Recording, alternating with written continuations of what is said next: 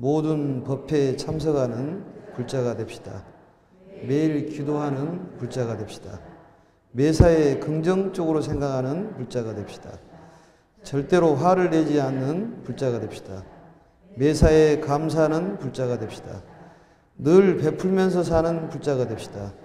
항상 말을 조심하고 남의 흉을 보지 맙시다. 마음에 새기고 행동으로 옮깁시다.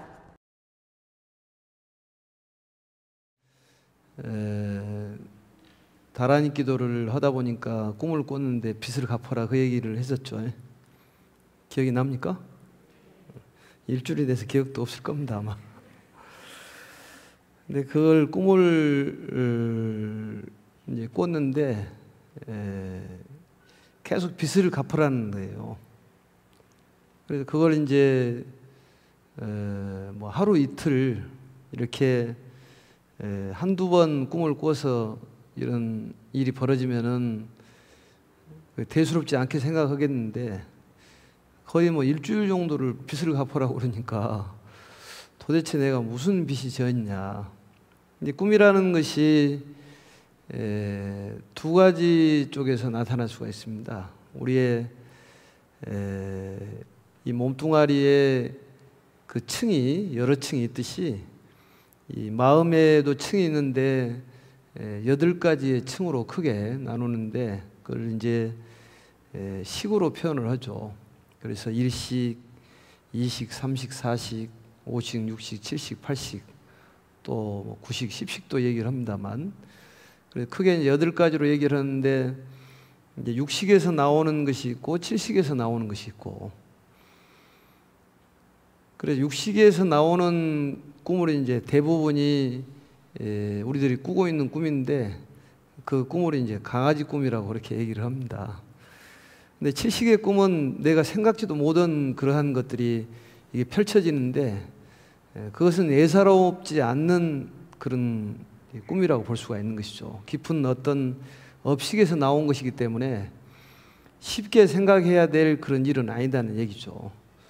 그래서 우리가 어떤 상상으로 나온 꿈이 아니라 깊은 어떤 업에 의해 가지고 나온 것이기 때문에 그러한 것들은 깊이 생각을 해봐야 되는데 아마 이러한 지금 얘기했던 그런 이 내용을 본다면은 깊은 업식에서 나온 그러한 꿈이라고 볼 수가 있습니다. 그래서 계속 빚을 갚으라는 거예요.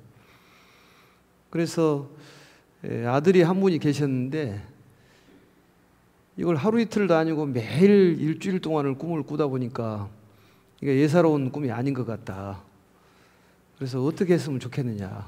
그래서 어떻게 빚을 갚았으면 좋겠느냐. 그래서 집에 그 아들하고 사는 집이 하나가 있었는데 그게 이제 팔면은 한 뭐 시가로 해서 뭐 4억 정도 나오는 그런 집인데 이것을 팔아가지고 빚을 갚아야 하는데 얼마라고 얘기를 하지를 않으니까 그래 도저히 이게 답이 풀리지가 않더라는 얘기예요. 그래서 그 후에도 계속 기도를 하고 또 그것만 오직 이제 일념으로만 생각할 것 아니겠습니까? 그래서 이제 꿈을 꾸다가 또 이제 아들하고 만나서 이제 얘기를 하고 그래서 도저히 꿈에 시달려서 안 되겠길래 일단은 집을 팔아가지고 한 2억 정도를 어딘가는 모르겠지만 희사를 해야 되겠다. 그런 생각을 하게 된 거예요. 그리고 총 재산이 4억인데 2억이면 50% 아니겠습니까? 그래서 그걸 이제 아들하고 결정을 하고 2억 정도를 빚을 갚아야 되겠다 생각을 하고 뭔 빚인지 모르지만은 알 수 없는 빚이죠, 그게. 그래서 그걸 이제 요즘 말로 하면은 희사를 한 것입니다. 우리가 이제 불교에서 보면은 입제, 회향 이렇게 얘기하고 또 뭐 기독교에서는 뭐 11조라고 해가지고 자기의 수익금에 대해서 10%를 내는데 사실은 교회에다 내라는 얘기가 아니라 모든 사람들이 10% 정도는 자기를 위해서 씨앗을 뿌리는 것이 바로 이제 회향입니다. 그것은 조금 이따 설명을 시간이 나오면 하기로 하고 그래서 2억을 갖다 이제 희사를 하고 근데 집을 팔았으니까 집이 갈 데는 없고 그래서 이 전세방을 5천만 원 정도 얻고, 그때 마치 이 법화경에 보면 종지용출품이라는 것이 있는데, 그 뜻은 모르겠지만은 땅에서 솟아나는 그런 보살들 얘기가 나와서 이걸 땅에다가 한 1억 5천 정도를 투자를 해볼까, 이런 생각이 들더라는 거예요. 그래서 땅에 대한 어떤 지식도 없고, 그래서 아는 사람한테 부탁을 해서, 이제 지금 생각해 보니까 이쪽 경기도의 어떤 지금은 땅이 많이 올랐지만 파주 쪽이나 되는 것 같습니다. 거기다가 1억 5천을 주고 땅을 샀다네요. 그런데 이게 2, 3년이 흘렀는데 이게 20배가 올랐어. 그게 20배가 올랐어. 예전에 그런 땅이 많이 올랐죠. 파주가 지금 현재는 땅이 많이 올라 있는 상태지만, 그래서 본인이 생각하기를 이제 아무리 꿈에서 나타난 빛이라 그러더라도 이 빛을 갖고 그 빛을 갖고 어떤 가품에 대해서 홀가분을 가지니까 마음이 되게 홀가분해져서 어떤 본인이 바라지 않는 그런 것이 이루어지더라, 이런 얘기를 들은 것이 있습니다. 그래서 그게 어떤 다란이의 기도의 공덕이구나, 지금 이제 생각해 보니까 그렇습니다. 요즘에 우리 다란이 기도가 토요일 날 매주 8시부터 하는데 정말로 많은 사람들이 와서 법당에 꽉 차고 이래서 참 기분이 좋고, 또 이 다란이 기도가 전국적으로 퍼져서 그런 가피를 입었으면 하는 그런 생각입니다.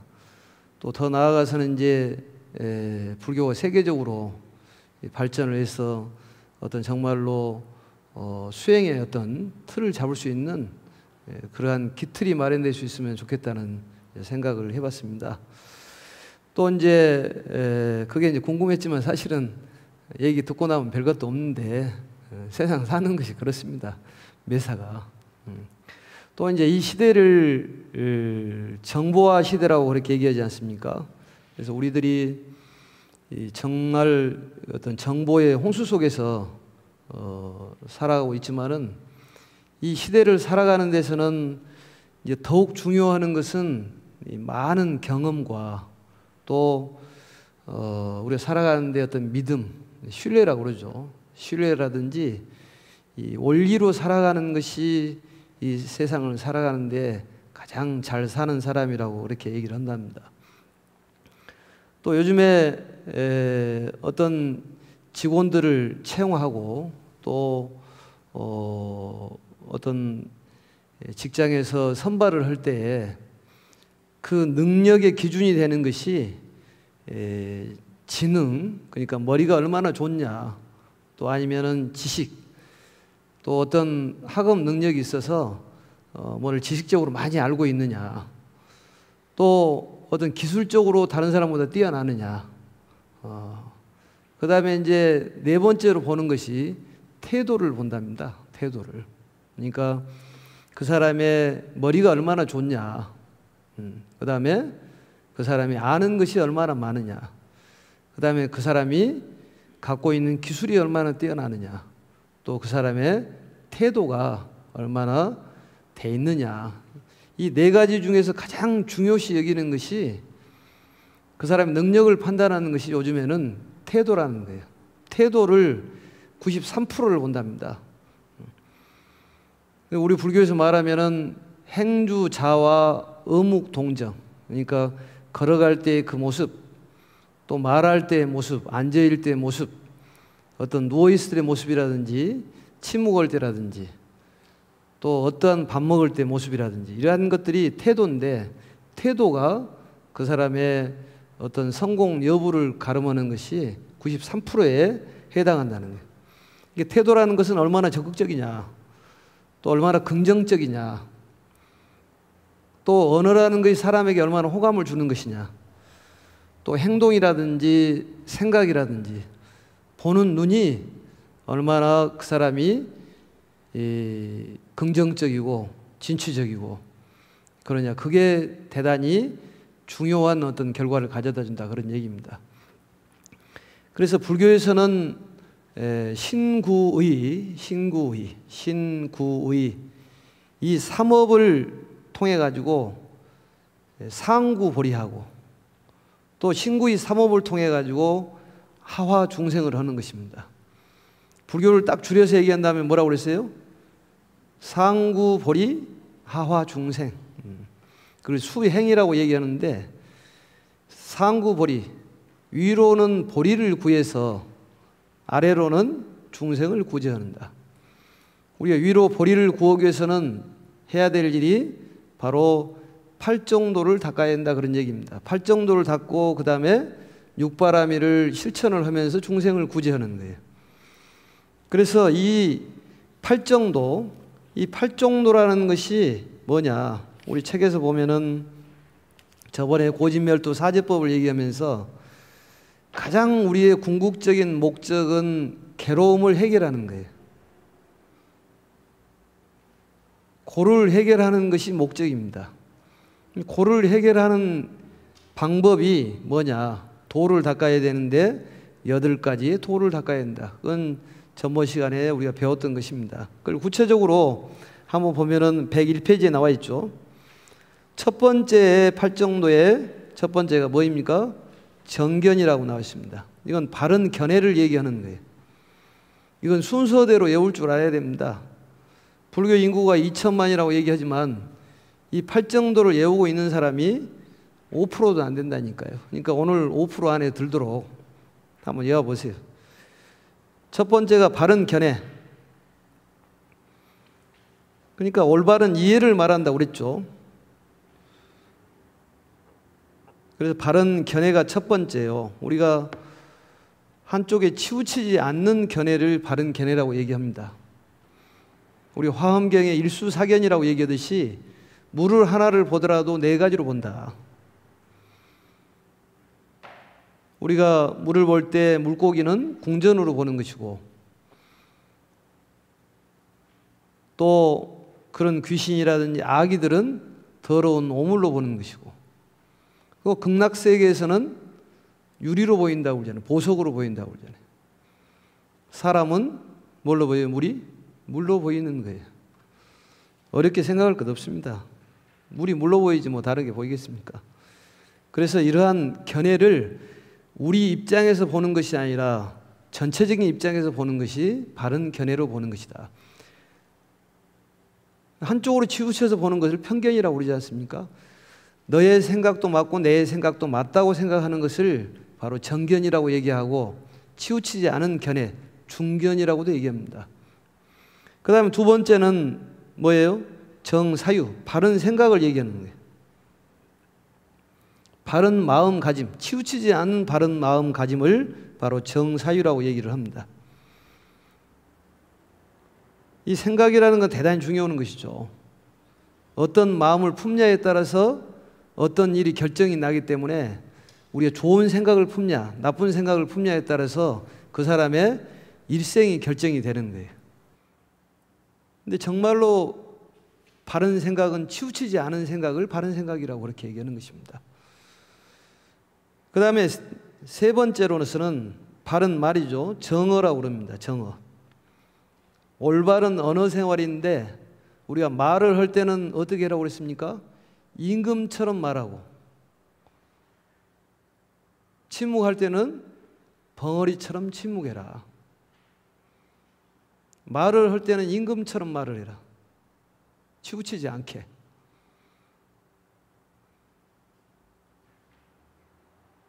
한쪽을 칭찬하면 다른 쪽은 또 비방을 해야 되기 때문에 칭찬도 사실은 바람직하지는 않습니다. 근본적인 데서 보면은. 그렇지만은 남을 비방하는 것보다도 칭찬이 나아서 칭찬해라고 얘기하는 것이지만, 정말로 말을 잘하는 것은 한쪽이 치우치지 않는 그러한 말, 그것을 정어라고 얘기를 하는 것이고, 그 다음에 네 번째로는 정업이라고 그랬습니다. 업이라는 것은 일체의 행동을 얘기하는 것인데, 행동을 할 때 치우치지 않는 행동, 바른 행동. 그래서 우리가 3가지 업이 있지 않습니까? 조금 전에 얘기했던 몸으로 하는 업이 있고, 그걸 신업이라고 하고, 입으로 하는 업을 뭐라고 그래요? 구업이라고 하고, 그 다음에 생각으로 하는 업을 의업이라고, 이것을 삼업이라고 그렇게 얘기합니다. 그래서 이 삼업을 잘하면은 그리 선업이라고 얘기하고, 또 못하면 악업이라고 그러는데, 이 신구이 삼업을 10가지로 늘리면은 바로 10선업이 되고 또 10악업이 되는 거예요. 그래서 입으로 지은 업이 4가지가 있고, 그 다음에 몸으로 지은 업이 3가지가 있고, 생각으로 지은 업이 3가지가 있고, 그래서 이것을 신구이 삼업인데, 이 3가지 삼업을 가지고 잘 지으면은 바로 10선업이요, 잘못 지으면은 10악업이 되는데, 10선업을 하면은, 전공으로 하면은 우리가 극락에 가는 것이고, 악업을 전공으로 하면은 지옥에 가는 것이고, 우리 천수계에 보면은 살생중재, 금일참회, 투도중재, 금일참회, 사음중재, 금일참회, 망어중재, 금일참회, 기어중재, 금일참회, 양설중재, 악구중재, 탐해중재, 진해중재, 치암중재, 10가지가 있지 않습니까? 거기에서 살생, 투도, 사음, 이걸 몸으로 짓는 것이고, 그 다음에 뭐가 있어요? 망어, 기어, 양설, 악구, 이게 입으로 지은 것이 4가지, 생각으로 지은 것이 탐진치 3가지. 그래서 입으로 짓는 것이 그 업이 많기 때문에 천수계에 제일 처음에 구업을 깨끗이 하는 진언이 정구업진언이에요. 그러니까 말을 잘해야 된다 그런 얘기죠. 또 행동도 잘해야 되지만, 그래서 이 바른 행동 4가지, 3가지 신구이 삼업을 우리가 움직이는 것을 바로 정업이라고 이렇게 얘기하고, 5번째는 정명이라고 그랬습니다. 바른 생활, 다른 말로 얘기하면 운명을 얘기하는 것이에요. 또 직업을 얘기하는 것입니다. 바른 직업, 어떻게 살아가느냐. 우리가 운명과 숙명을 얘기하는데, 숙명은 우리가 태어나서 죽는 것을 숙명이라고 그래요. 그건 어찌할 수가 없습니다. 그렇지만 운명은 그 태어나가지고 죽는 그 과정을 어떻게 살아가야 될 것인지, 즐겁게 살아가야 될 것인지 아니면 괴롭게 살아가야 될 것인지, 그것은 여러분들의 생각에 달려있다 그런 얘기입니다. 그러니까 운명은 바꾸는 것이고 숙명은 어찌할 수가 없는 거예요. 생자 필멸이라고 얘기하듯이 우리가 태어나면 반드시 죽게 돼 있어요. 그건 숙명적인 것이고, 운명은 우리가 태어나가지고 어떻게 살아갈 것이냐, 그것은 본인이 스스로 개척해 나가고 즐겁게 살아가고, 그러면은 그게 즐거운 생활이 된다 그런 얘기입니다. 그 생각을 바꾸면 되는 것이죠. 그래서 이러한 운명을 바꾸는 데에서는 우리가 바른 행동이 중요하고, 바른 말이 중요하고, 바른 생각과 바른 견해가 바꿔야지만이 운명이 바꿔지는 것이에요. 그러니까 말도 바르게 해보고 행동도 바르게 하고 업도 바른 업을 지어보도록 해야 한다 그런 얘기입니다. 그러면 운명이 바꿔지는 거예요. 우리가 사주팔자대로 살아간다면 무슨 재미로 살아가겠습니까? 바가지는 깨라고 있듯이 사주팔자는 바꾸라고 있는 것이에요. 좋은 팔자로 바꾸는 것이라니까요. 그러니까 불교를 하는 목적은 사주팔자를 좋은 팔자로 바꾸는 데 목적이 있는 것이지, 팔자대로 살기 위해서 불교를 하는 것은 아니에요. 바꾸는 거, 좋은 것으로 바꾸는 거예요. 그래서 이 바른 생활, 우리가 운명을 어떻게 개척해야 될 것이냐, 그걸 생각해보고, 또 바른 정진, 정정진이죠. 바른 정진, 바른 노력, 우리가 올바른 길로 가는 것이 바른 정진이에요. 우리 속도가 중요한 것이 아니라 방향이 중요하다고 그랬죠. 올바르게 가는 것이 정진이다는 거예요. 아무리 빨리 가더라도 잘못된 길로 가면은 그건 가라만하다 그 말이죠. 빨리 가는 것이 중요한 것이 아니라 어떻게 가느냐, 그게 바른 정진이라는 거예요. 그 다음에 7번째는 정념이 있습니다. 바른 마음 챙김.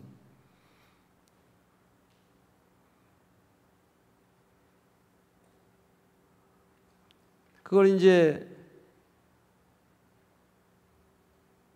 남방 쪽에서는 사념처 수행이라고 해서 신수신법 4가지의 수행을 하지 않습니까? 어떤 몸으로의 느낌을 쭉 이렇게 알아차려보고 마음으로 일어나는 것을 알아차려보고 이게 정념 수행이에요. 그래서 이 정념 수행, 바른 마음 챙김, 바른 깨어있음을 말하는데 어떤 신체의 느낌이나 또 마음에서 일어나는 현상을 계속 변하는 실체가 없는 것들을 늘 마음속으로 이렇게 알아차리고 주의를 집중시켜서 잘 관찰하는 것을 정념수행이라고 그렇게 얘기합니다. 우리가 졸음이 오면 졸음이 와 있구나를 알아차리면 졸음이 없어지게 돼 있어요. 또 기도를 할 때 여러 가지 망상이 생기는데 이걸 어떻게 했으면 좋을까요? 이런 질문을 하거든요. 기도를 하는데 뭐 잡념이 많이 들어온다는 거예요. 본인이 잡념이 들어와 있다는 것을 알아차리는 것은 집중이 잘 되어 있는 것이에요, 사실은. 그러니까 본인이 졸고 있다는 걸 알아차리는 것은 이미 본인은 졸음에서 깨어날 수가 있다는 것이고, 기도를 하는데 여러 가지 망상들이 떠오른다는 것은 본인이 이미 망상에서 벗어날 수 있다는 것입니다. 그걸 알아차림 수행이라고 해요. 그러니까 기도를 할 때 어떤 망상이 들어온다든지 여러 가지 쓸데없는 생각이 들어오면은 그게 들어와 있구나, 그걸 알아차리면은 그것으로 되는 거예요. 그것을 뭐 떨치기 위해서 고개를 흔들고 머리를 쥐어뜯고 이럴 필요가 없다, 그런 얘기입니다. 그냥 알아차리면 되는 거예요. 상당히 중요한 얘기예요. 기도를 하는데 여러 가지 막 생각이 들어오는 거예요. 집에 가스레인지를 켜왔는지 껐는지, 또 아니면 대리미를 뽑았는지 안 뽑았는지. 오직 있으면 대리미에 대해서 근심 걱정이 있으니까 대리미를 들고 다닌다고 그러지 않습니까?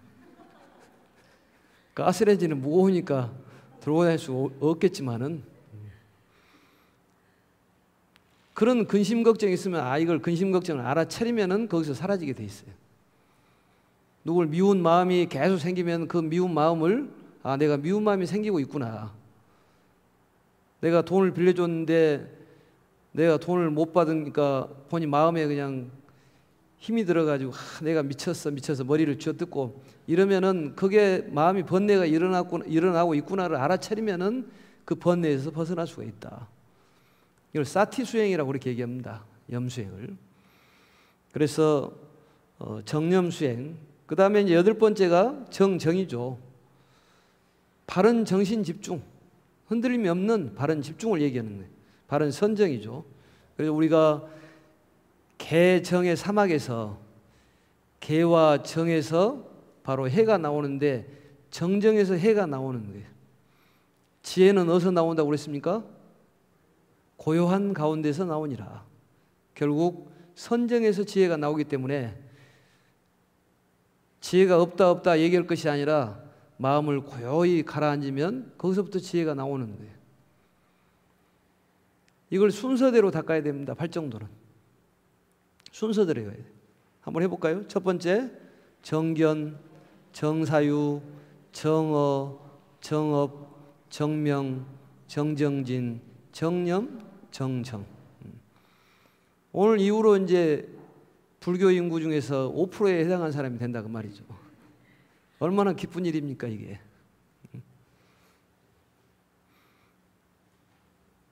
몇 분이면 배울 수 있기 때문에 이걸 외우는 것이 중요한 것이 아니라 실천하는 게 더 중요하겠죠. 그렇지만 또 이걸 외워보고 관심을 가져볼 필요가 있는 거예요. 팔정도를 닦아서 육바라밀을 실천하는 것이기 때문에 8가지의 도가 뭐가 있을까? 이 바로 84,000의 법문이 있지만 팔정도를 벗어나지를 못합니다. 84,000의 법문이 이 팔정도 안에 다 들어있어요. 그러니까 팔 정도로 알면 이제 이미 수준이 높아진 것이죠. 상당히 수준이 높아진 것입니다. 이제 졸업을 해도 돼요, 사실은. 팔 정도를 알았으니까 졸업을 해도 되죠. 실천하면 되는 것이니까. 그래서 이러한 8가지를 통해서 내가 수행을 쌓아가지고 바로 6가지를 실천하는 것이 바로 육바라밀을 실천하는 거예요. 거기에 107페이지 나와 있죠. 첫 번째로 어떻게 실천을 해야 돼요? 보시를 실천을 해야 됩니다. 바라밀이라는 말은 도피한, 이곳에서 저곳으로 간다 그 말이죠. 고통의 세계에서 열반의 세계, 우리가 말하는 카오스 세계에서 코스모스 세계, 고의 세계에서 낙의 세계로 가는 거예요. 그게 이제 바로 육바라밀을 통해 가지고 간다 그 말이죠. 우리가 이 고통의 세계에서 열반의 세계로 가는 것인데, 첫 번째 보시를 통해 가지고 열반의 세계로 갈 수가 있습니다. 보시라는 건 뭐예요? 베푸는 것이라고 그랬죠. 무조건 주는 거예요. 주는 것이요. 베푸는 것이다. 말로도 베풀어주고, 또 생각으로도 베풀어주고, 몸으로도 베풀어주고, 무조건 베풀어주는 거예요. 이 얘기는 수차례 얘기했기 때문에 구체적으로 얘기 안 해도 다 이미 아는 것 아니겠습니까? 지금 얘기할 때 보면 이미 본인 머릿속에서 싹 돌아가고 있는 거예요, 지금. 보시에 대해서. 스님이 옛날에 뭐 법보시, 또 재보시, 무예시도 얘기했지 않습니까? 우리가 법보시, 무예시는 이해가 잘 되지만 무예시는 잘 안 되잖아요. 두려움이 없는 것을 베풀어 주는 거예요. 사람을 용기를 줄 수 있는 것이 바로 무예시입니다. 남자들에게 용기를 주고, 자식들에게 용기를 주고, 공부를 좀 못하더라도 공부 좀 못하면 어쩌냐, 운동이라도 잘하면 되지, 열심히 놀아라. 그게 이제 무예시다 그 말이죠. 아픈 사람에게 용기를 주는 거예요. 많이 좋아졌다, 금방 나을 것 같다. 그게 무예시인데, 무예시에 대해서 생각을 해봐야 되고 그걸 실천을 해야 된다 그 말이죠. 그게 실천 덕목 6가지 실천 덕목이 바로 육바라밀이에요. 간단간단 얘기합니다. 그 다음에 뭐가 있습니까? 지게바라밀. 계를 지키는 것이 바로 지게바라밀이에요. 우리가 이제 졸업을 하면은 5계를 받지 않습니까? 불자가 지켜야 될 5가지의 덕목, 계율을 얘기하는 것입니다. 계라는 것은 자율적인 것을 얘기하고, 율은 타율적이에요. 우리가 말하는 형법이라는 것은 율에 해당하죠, 불교에서 보면. 계라는 것은 예를 들어서 뭐 술을 먹지 말아라, 술을 먹은다고 해서 뭐 벌을 주고 그런 것은 아니지 않습니까? 술을 먹을 때 몇 잔을 먹어야 됩니까? 몇 잔을 먹어야 돼? 취하지 않게 먹어야 되는데 우리 불자들은 석 잔만 먹으면 됩니다. 왜냐하면 불법승으로. 그래서 석 잔만 먹으라고 했더니 사발로 석 잔 먹은 사람이 나오더라고요. 그 얘기는 취하지 않게 먹어라, 술에 속지 말아라, 그런 얘기입니다. 술이 선이 있고 악이 있는 것은 아니잖아요. 때에 따라서는 술이 약이 될 수도 있고 병이 될 수도 있지만, 적절히 먹으면 약이 되고 과하면 독이 되는 거예요.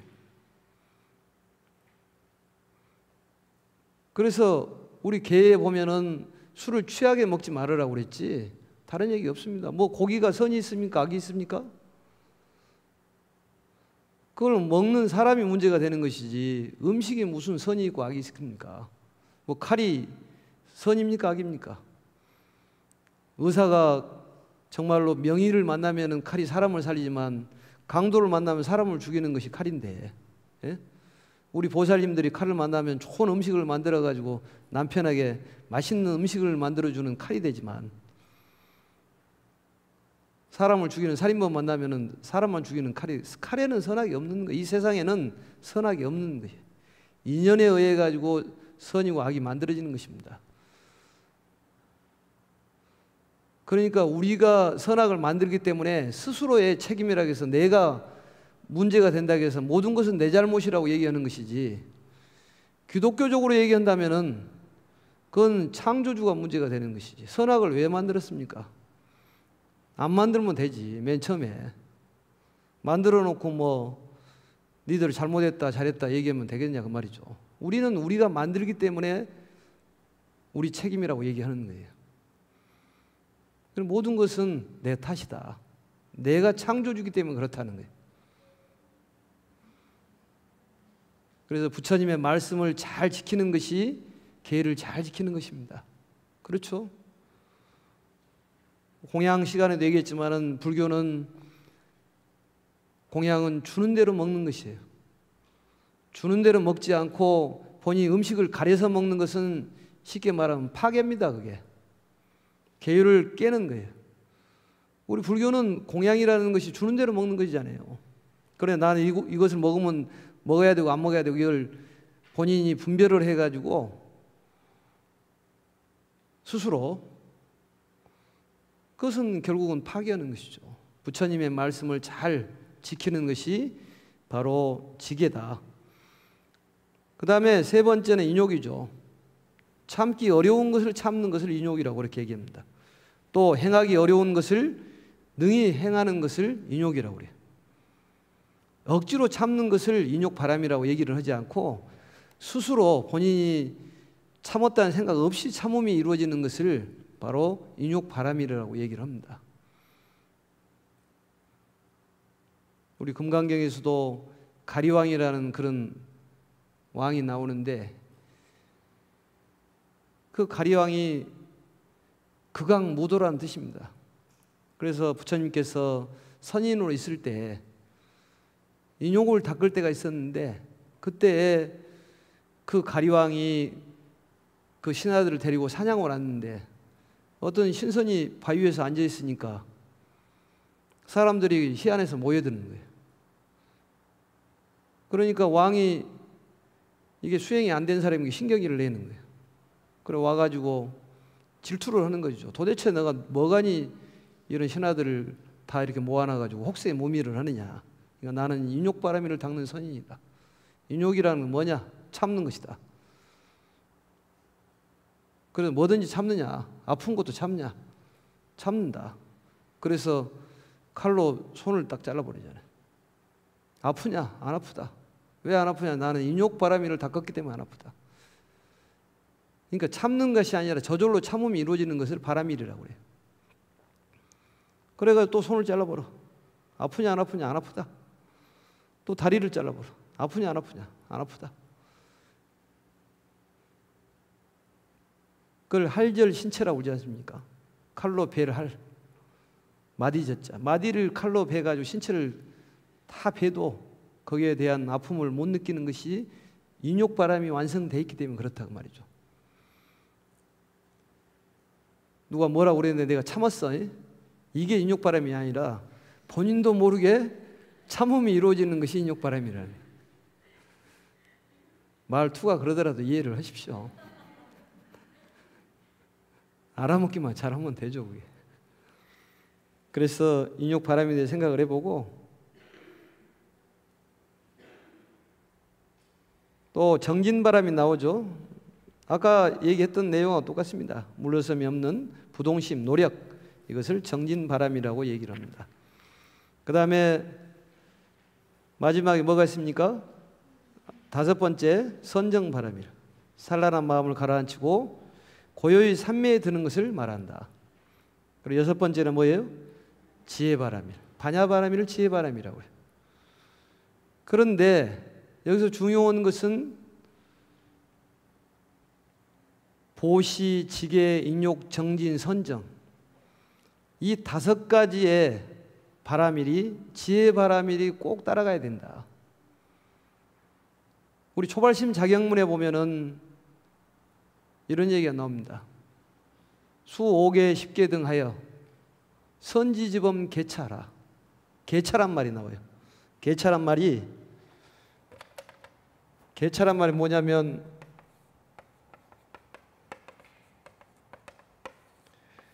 열고 막을 줄 알아야 된다. 참 이게 좋은 말입니다. 열고 막을 줄 알아야 된다. 영어로 얘기하면은 고스톱이에요. 고 할 때 고하고 스톱 할 때 스톱해야 된다. 자동차도 보면은 이게 차가 나가기도 하지만 빠꾸도 할 줄 알아야 되잖아요. 또 엑셀레터만 밟아서 되는 것이 아니라 브레이크도 밟을 줄 알아야 된다는 얘기죠. 개차를 잘 알면은 인생이 보입니다. 이걸 개차법이라고 그렇게 얘기를 해요. 개차법. 여기 우리 초발심 자격문에 나중에 초발심 자격문 한번 해보겠습니다만 한번 봐볼까요? 초발심 자격문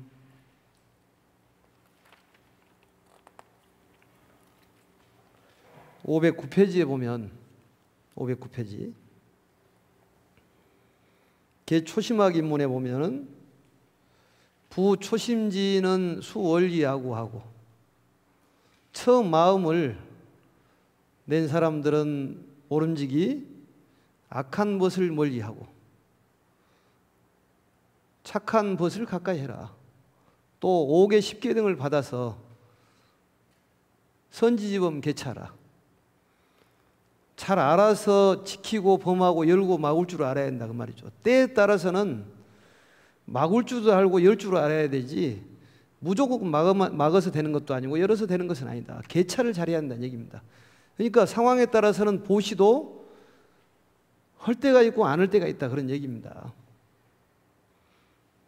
뭘 준다고 막 주면 되냐 그 말이에요. 예? 뭘 줘야 된다고 해서 스님이 떡도 많이 주라 밥도 많이 주라 그러니까 떡을 막 먹여가지고 배가 터져서 죽으면 그게 보십니까? 수도볼 할 줄 알아야지. 그게 개차를 잘하는 걸 뭐라고 하냐면 지혜 있는 사람이라고 얘기를 합니다. 지라는 것은 분별을 하는 걸 지라고 얘기하고 해라는 것은 결단을 내리는 걸 해라고 그래요. 사회적인 지혜를 얘기하는 것입니다. 이건 부처님의 지혜는 무분별을 지혜라고 무분별 지혜를 지혜라고 합니다. 그렇잖아요. 계율도 마찬가지예요. 때에 따라서는 이러한 무엇을 생명을 죽여서는 안 되겠지만 때에 따라서는 죽일 수도 있지 않습니까? 부처님의 계율은 살생하지 말라는 소리는 사람을 죽이지 말라는 얘기지 파리 모기를 죽이지 말라는 소리는 아니에요. 그게. 그렇잖아요. 또 정진도 마찬가지예요.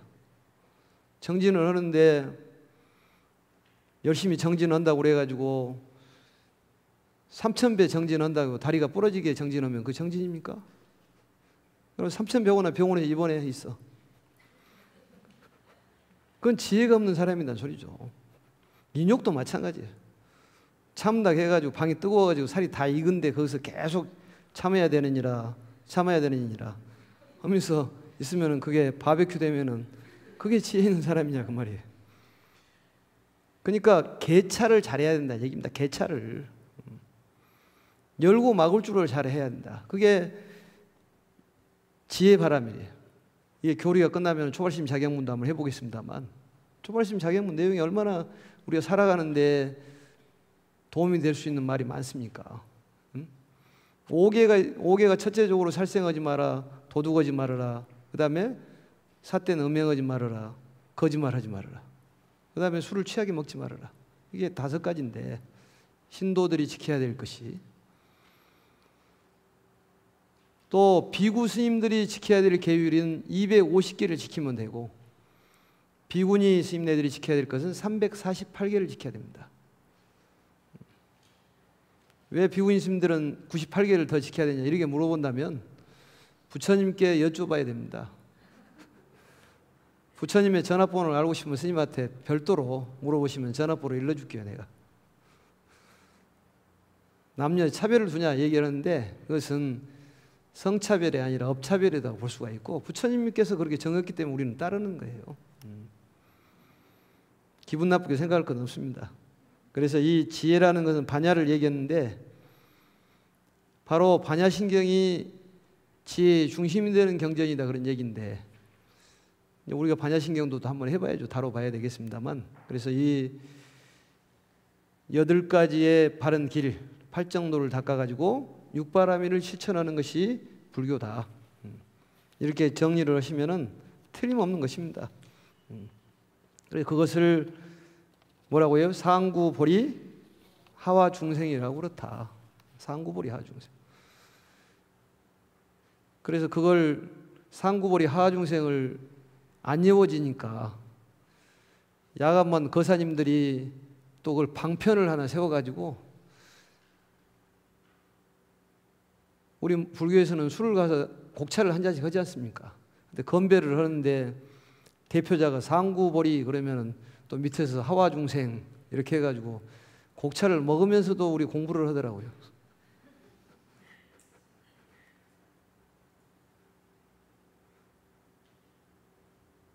아무튼 상구보리 하와중생에 대한 생각을 잘 정리를 해서 우리가 나은 불자로 거듭 태어나야 되기 때문에 그걸 좀 노력을 해보시고, 또 6월달, 7월달은 정말로 그 우란문절이 끼어 있어서 부모를 생각하는 그러한 달이라고 볼 수가 있습니다. 백중을 기점해서 조상이 없이, 뿌리가 없이 어찌 가지가 나오고 잎이 나오고 꽃이 나오고 열매를 맺겠습니까? 부모를 생각하고 조상을 생각하는 마음이 바로 부처님의 마음입니다.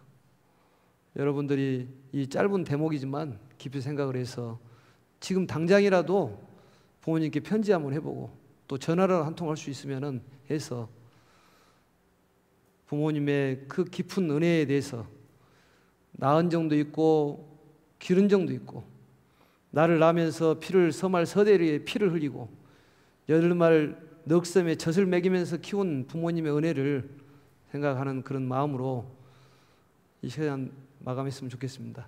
수고하셨습니다.